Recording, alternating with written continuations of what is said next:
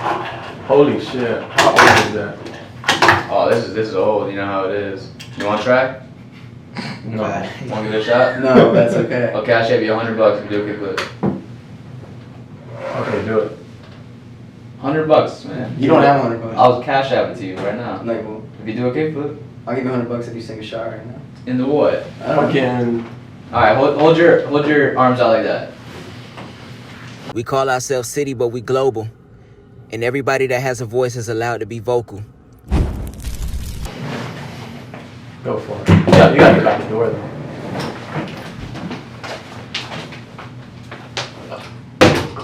Oh. Yeah, that's great. I'm so sorry. That was beautiful. So anyways, as you could tell in the basketball video, I was the one that made the half-court shot. Yeah.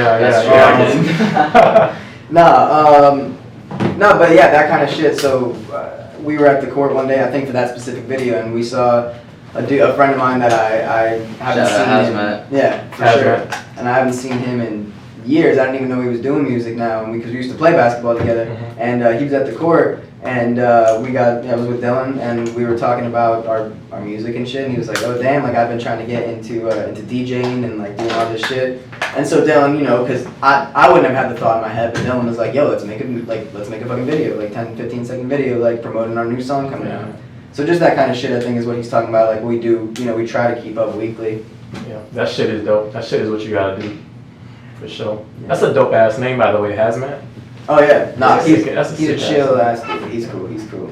I don't know who that guy is, but shout out to him. That's a sick ass name. But yeah, so that couple songs, Really and Ballers, kind of explain how you guys came up.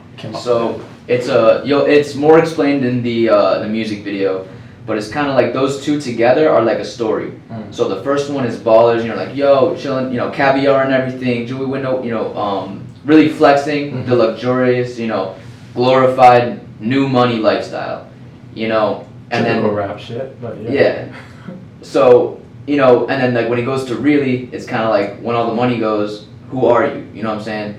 So it's like in you know in the music video, it's like we're ballers, and then like it's like something happens. I'm not gonna you know spoil nothing, but something happens, and then it shows like just how quickly like that can be meaningless. You know what I'm saying? So those two together, like they're put together for a reason. You know what I'm saying? well, I think it's interesting too because I don't even know how long ago we wrote Ballers. That was a long time ago.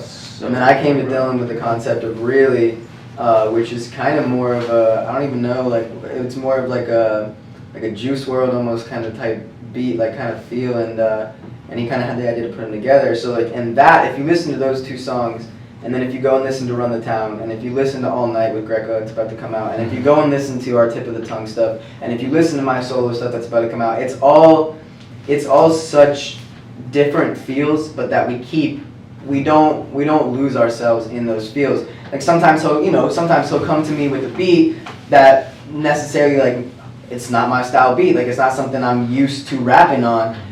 But like I said, I'm all about lyrics. So, you know, and lyrics are just words, and you can put that shit to anything if you find the flow. And so I just think I think we encompass so much. I think that any one person, whether you hate 90% of our shit, you could find those one or two songs that you like. And to me, that's everything. Like, to me, at least right now in this point, obviously everybody wants to get big and, you know, do all that shit. But, and if you don't, you do in your subconscious. But, you know, I just want to reach everybody, even if it's with one song, you know, and you reach one person and they hate the rest of your stuff. Like, if it reaches one person, we've done something right. There's some comfort in knowing that you have a song for everyone.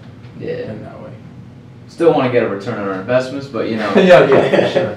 One person will do it, you know. Yeah. So he's at least lately too been getting really good at actually producing the music and making the beats, and that's something that I think, you know, correct me if I'm wrong, but that he's going to continue trying to do, so that way we really can just fuck with as much shit as we want on the beats, like, you know, and not have to worry about having people coming after us for using their beats, even if we buy, you know, an exclusive track and shit like that. So. Like, we got a good lawyer, but it's like, come on. I don't want to share that bag. Yeah. Like, we have the talent in us to make it, you know. But this Greco song, Steven Single produced that. you know, Shout out. yeah, shout out. So, you know, but going forward, they're on, you know, if we, in the future projects, it's gonna be more produced. Like you're gonna hear the tag, "Ayo, Dill, you make that beat." You know what I'm saying? Yeah. So, Hell yeah. Who you said produced that? Steven who? Steven Single. Steven Single. Yeah. I'm gonna have to check him out for sure. Okay. So here's a question. So when as working together, is it difficult? Is it difficult coming to a mutual agreement, maybe on a beat, maybe on what you guys are going to talk about, how to approach everything, because it's a group decision, and like you shared, you guys have your independent thing, and just joining together like that on a record, just kind of give us some insight. I think on it's that. just like you know, we rarely sit down together and write out a full song. Mhm. So you know, normally I'll be like, Spence, I got a hook, and I'll be like, sick, I got a verse. You know what I'm saying? Mhm. So it's also all about compromise. So like if I'm in the studio and I'm like, let's do that, and it's like garbage, Spencer would be like, nah, that's ass. Yeah. And then I'll tell him the same thing. You know what I'm saying? But like it's never in like a harsh kind of way. Like it's all about respect. You Well, know I what I'm saying? mean, we kind of, I think, a long time ago had that conversation where like, yo, like we're gonna be in this together, like we can't hold back on each other, you know, like we've known each other for so long that it's not like anything we're gonna do is gonna make us, you know, fucking hate each other's guts and shit like that.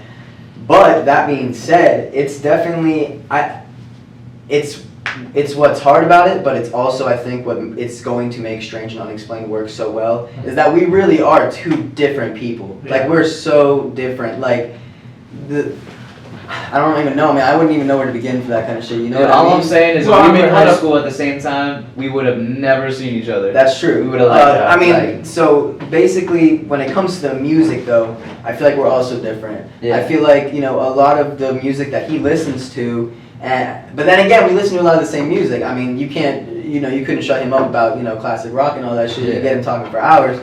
When it comes to the hip hop, I think it's a little different and it's a little harder because Yeah. when we were doing Tip of the Tongue and the rock stuff, I mean, we could just sit there and he could play bass for hours and I could just jam and just freestyle. We call ourselves CiiiTY, but we global. And everybody that has a voice is allowed to be vocal.